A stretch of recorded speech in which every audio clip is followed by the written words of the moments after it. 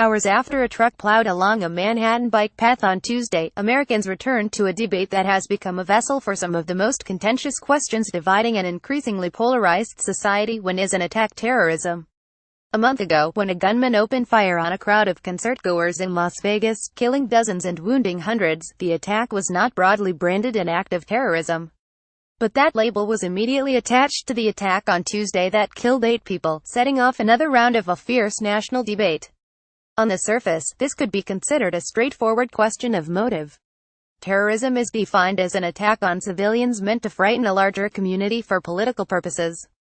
But the new generation of Islamist terrorism, conducted by individuals citing faroff inspiration, has blurred the distinctions between terrorist and disturbed loner.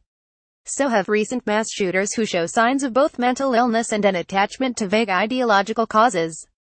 As a result, terrorism is often in the eye of the beholder, determined as much by the attacker as by the community that is targeted, which must decide whether the attack represents a broader threat requiring a response.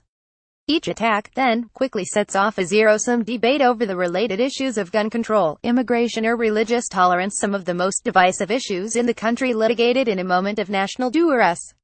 The Las Vegas attack, for some Americans, typically those on the left, represented the terrorism of unchecked gun laws. Classifying the Las Vegas attack as terrorism might mean classifying guns as national threats requiring a response. The right would see this as an attempt to tar all gun owners and conservatives. Attacks like the one in New York, led by a man from Uzbekistan who shouted Allahu akbar, are seen by many on the right as stemming from the wider threat of uncontrolled Muslim immigration.